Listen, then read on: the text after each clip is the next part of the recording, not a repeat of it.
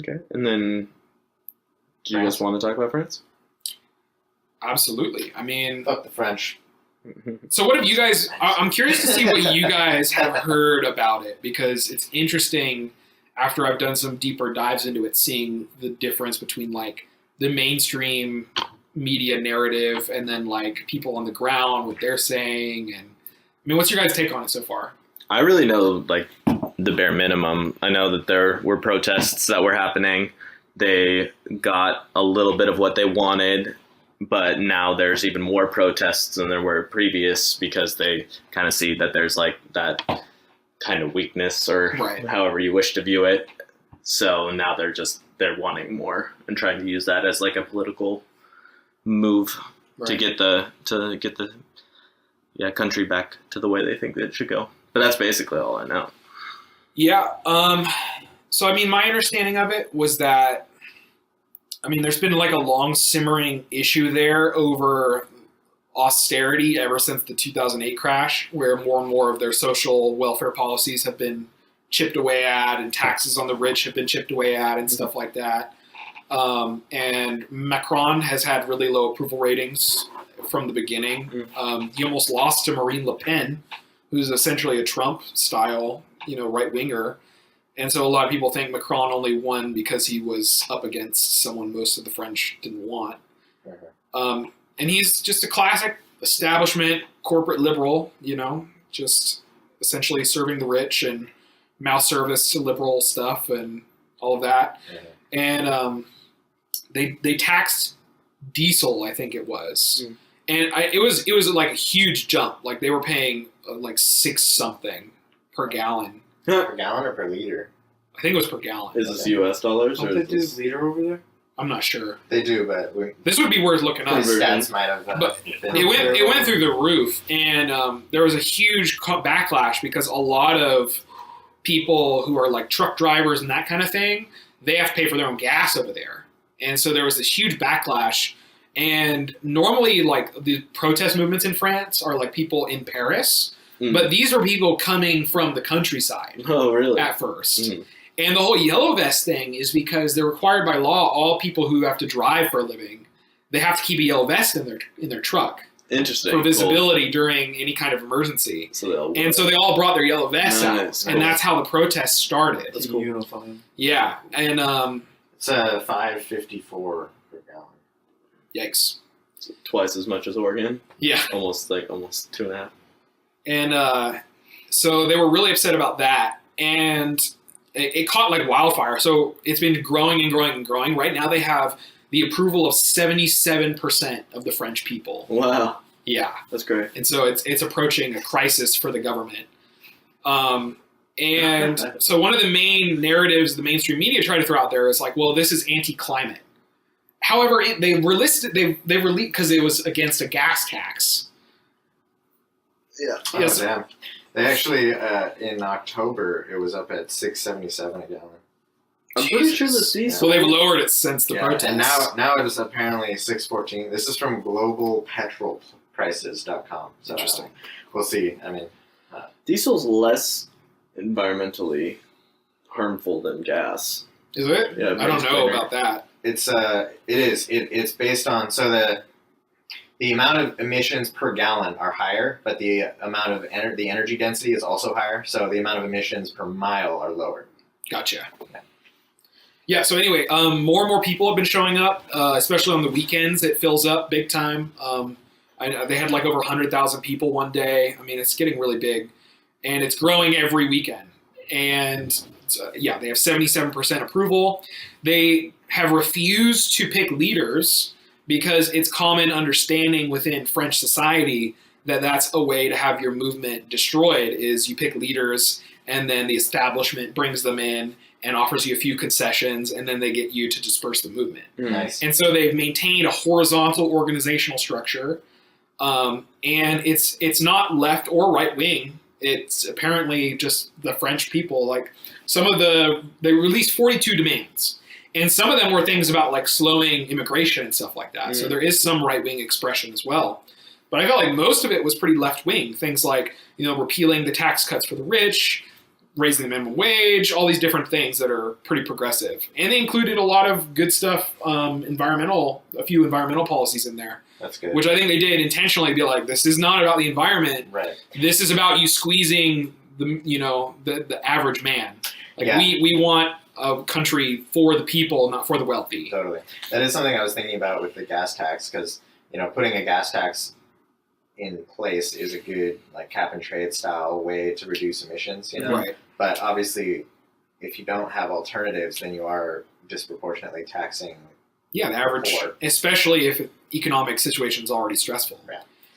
And I mean, I think it's something like 70% of emissions are the result of just like 100 companies or something like that. Wow. Yeah, I'm not sure exactly what that would be. I haven't looked at that number. I mean, the idea that you would seek to, cause those changes by taxing the average consumer instead of targeting the way business operates. Well, I mean, I think there's there's so many issues with that. Like, you can just think of the fact that, like, if there's no other alternative, all you do is limit that kind of resource and that kind of, that sector, basically, Yeah. of transporting goods. Like, what you got to be able to have your truckers. Yeah. How are you supposed to get things from one place to another?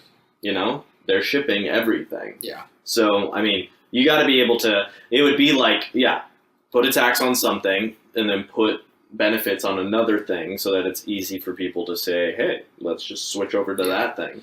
Well, it's definitely caused a really positive debate about what climate policy needs to look like Yeah, and that'd how be it needs to be paid for. Totally. And the idea that we're facing this, problem within the context of a system dominated by the rule of the wealthy. Yeah. And so a lot of the policies that are being put in place are, spreading the burden out onto the common people instead of targeting where it should. Right. So that's caused a very fruitful debate, I think. Yeah, totally. No, I think that's good. I think, I would like to look into the climate policy stuff because I haven't looked into it. And it's like, I understand that it's a fragile thing because of how much of the infrastructure that's already been created is Right. not centered in, global warming or any Yeah. climate change stuff whatsoever. So I know that it's going to be a difficult transfer. It's going to be Yeah. a difficult change, but it seems pretty straightforward to me, but I'm probably simplifying it. So I would like to look into. Yeah, it was really interesting too because all the mainstream media outlets are highlighting like them setting cars on fire and like some of the violent aspects of it and trying to like poo-poo on the movement. Yeah. But when they went and interviewed all these average people, they were like regular French people, and they were like, "Yeah, this is a movement with no centralized leadership of all the French people. You're going to have people who come out looking to make trouble, of course. Yeah. It's a mass meeting of the population. Like, what do you expect? Yeah. But the vast majority are committed to nonviolence Right. and all this stuff, and they have like the support of almost all the French people. Right. But the media is just focusing on that with a laser, trying Really? to shut it down. Yeah. And it's already spreading to other countries in Europe. It actually had a huge flare-up in surrounding countries during this climate summit in Poland.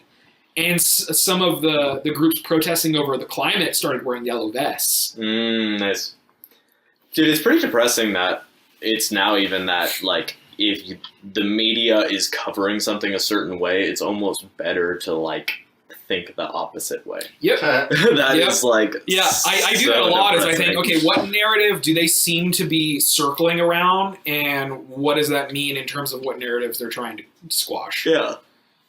Which is shitty to think that our media is so owned Well, by because it used to be the concentrated exact wealth opposite and of power. that. Like, Yeah. or at least the ideal of it is the Yeah. exact opposite. Yeah, wow, that's like an adaptation to media being a voice for the powerful rather than a critique of the powerful. Exactly. Interesting. Yay. But yeah, there was some really encouraging stuff at that climate summit, though. Not Ooh. from the stuff in the summit itself, but Mhm. from the activism outside. Mhm. Like, there was this girl from Sweden.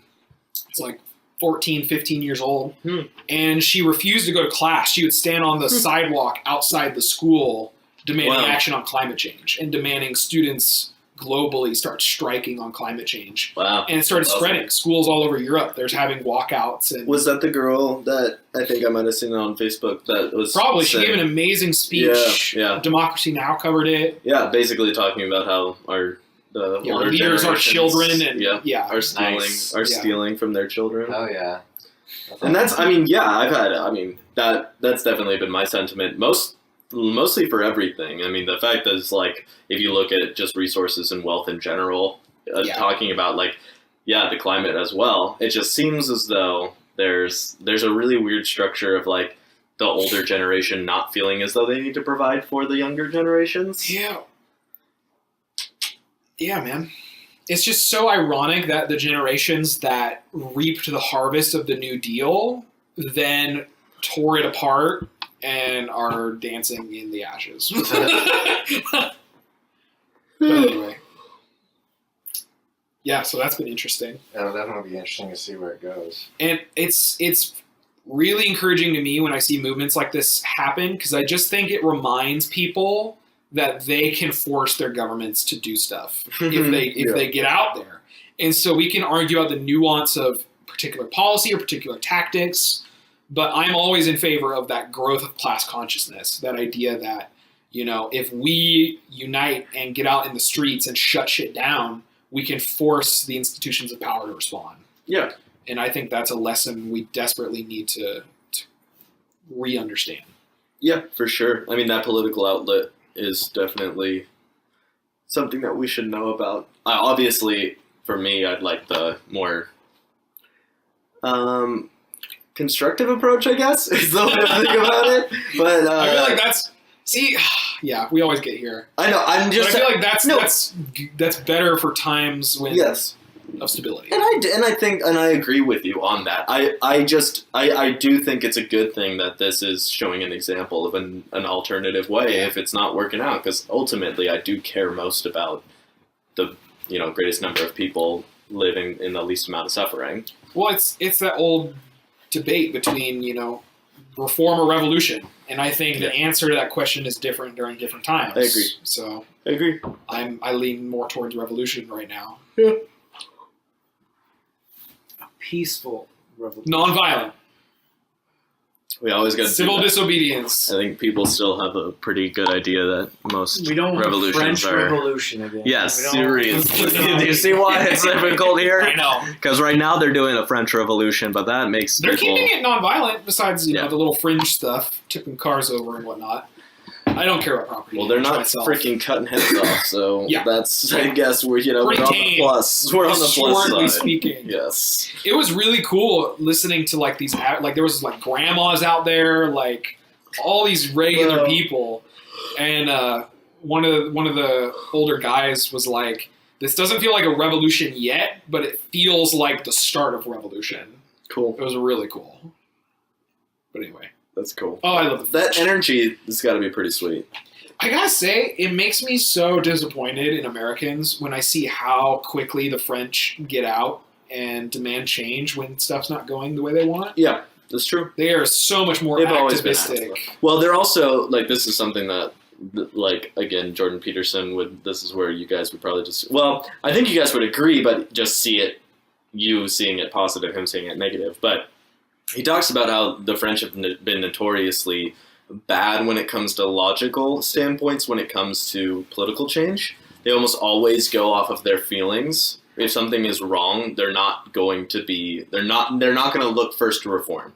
They're going to look first to revolt. Right. So that's and he's a very logically oriented individual. So he always looks at that. Well, I mean, when I look at, what the French achieved by doing that, Yeah. it makes logical sense to me. And then, especially in a time where we need radical change, Yeah. that's the only thing that can even do anything. Yeah, it's very effective. It's at the very very least. effective. Yeah.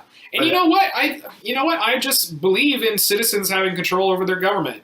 And if that means when the government stops listening to you, you get out and make some noise, then that sounds just dandy to me. I don't like the idea of leaving it up to technocrats to decide how things are going to reform, because eventually that deteriorates into class rule, I think. I think they should put a lot more effort into trying to make it more robust though, make like the revolution stick, you know? Right. So they don't have to keep doing it. Right. Over and over again. Yeah. And I mean, that's the hard thing. That Is is like hard. usually you win a few concessions and then you go home. Yeah. But you're not dealing with the root problem, which is why this one's kind of encouraging because they're refusing to go home. They're refusing to, develop a leadership that Right. they think will compromise the Yeah, they're long learning, term. for sure. Yeah. I don't know. This was when I heard him say that, it was on an older interview. So I would actually be really interested to see how he would view this one. Yeah. Yeah, that would be interesting. Because most of the time he's really griping on the whole postmodernism and how most of that came from French. Oh, well, that's French Philosophers. intellectuals. Right. I mean, if you're going to poo-poo on, revolutionary people's movements and then yet at the same time claim to be defending the legacy of the Enlightenment, you kind of got a little bit of a dissonance there, bud, in my view. Yeah. Yeah, which is, well, I mean, That is the age of revolutions. Like, Yeah. That's a good point. yeah. So it would be interesting to see how he would think about this. But well, I'm encouraged. yes, But we'll see ultimately, how I it think. goes. Ultimately, I think it's going well. If they're getting things that seem reasonable, and they're doing it in a way that's not violent, then great. I mean, the ideal would be what I'm hoping for long term. I don't know if it's going to happen with this movement. What I'm looking out for is like the sparking of a international people's movement, both against the rule of wealth, which is a national or an international issue right now, and the climate crisis. Totally, that would be awesome. I'd like to see a One thing- convergence of movements, of people's movements around that. That'd be In nice. international Oh well, yeah, that would solidarity. be amazing. I think that would be. I think that's easier than we think it is too. I think economically, we agree. even live in an atmosphere where it could work really well. And that's why tactical things like the Yellow Vest or like the Occupy movement that sparked in the United States and also spread internationally, those kinds of tactics are really important to kind of like set the flame off because it gives people something to like circle around symbolically. No, totally. One thing that actually popped into my mind when I was thinking about this earlier was I wanted to ask you if you think that it would be beneficial to always have this kind of like some form of group that's doing some sort of protest towards something.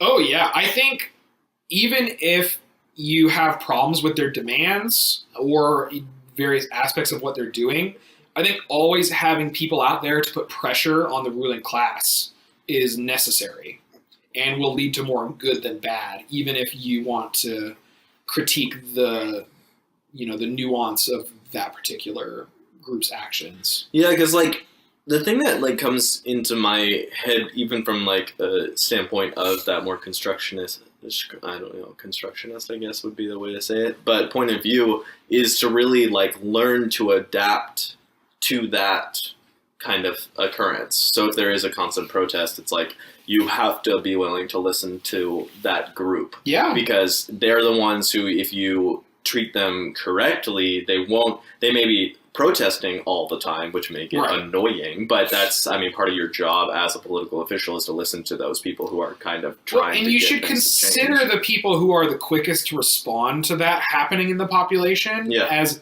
I think, a very positive thing because totally. they're going to be the first ones to let you know that something unsustainable is going on. Totally. And if you leave something like that to fester long enough, you're looking at much bigger disruptions to society Totally. than if you deal with them when they first start happening. Exactly. Well, you deal with them in a way that you have to try to understand Yeah, them. So and you like, have to try and ameliorate the circumstances that are leading to that emotional reaction. Totally, and know when they're going to get violent, and obviously work towards meeting those demands. You don't have to meet all of their demands because there's obviously some No. camaraderie or No. some.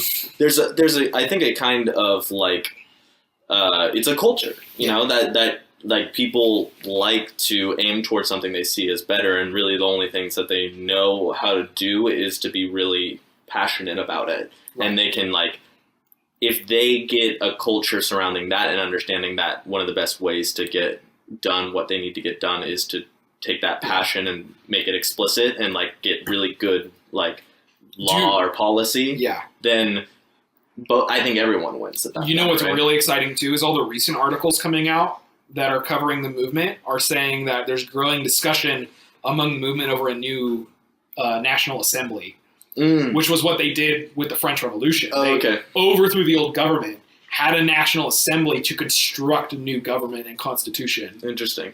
So, I mean, they're even going back to their real roots. Yeah. I hope that doesn't lead to violence. I feel like that would be. I hope none of this leads to violence, but getting serious about fundamental reform is encouraging to me. Yeah, I think that there could be a really cool, constructive way to allow this kind of constant protest, Yeah. and then also to adapt to it in a way that isn't. Obviously, the negative side to there being protests all the time is first you have a lot of your population that's not contributing to the systems in place already, which is Right. kind of the point, right? But the problem with that is that there are obviously really important jobs that need to get done, Yeah. and if they're a part of that class, then you're kind of everyone gets screwed after a while. Yeah. So But that's the idea is like if things are going downhill consistently, then people are going to be okay with exacerbating that in the short term in order to end the long term yeah, decline. but I'm talking about this because to me it almost comes to me as like this is kind of another type of politician. The people who go out and protest are another type of politician where they're actually listening to and feeling themselves an issue that they have with the country, and they're going to use some political form of pressure Yeah. to get things done. Yeah. That's not through voting. Yeah. It's like through Direct action. another form of political action, which seems cool because it seems as though it's, for me, I always like the other piece. What's the other piece to it? We have a voting system where everything is very constructive, very kind of slow, bureaucratic, Right. and it sometimes turns up really cool things because you can be more thoughtful, but also can turn into this super crazy 20 Also- bills that you're signing at one time because you had to do And this the more social- corrupt the system is, the worse that process is going to be. 'Cause Totally. You just get partisan gridlock and Exactly. bills that are just passed because of donor money. And so it actually becomes an impediment, I think, to constructive reform. Well, And yeah, at that I would point, agree. that's when it's time for revolution in my mind. Well, and It's that's- okay, well, reform has slowed to an unmeaningful halt. totally. And that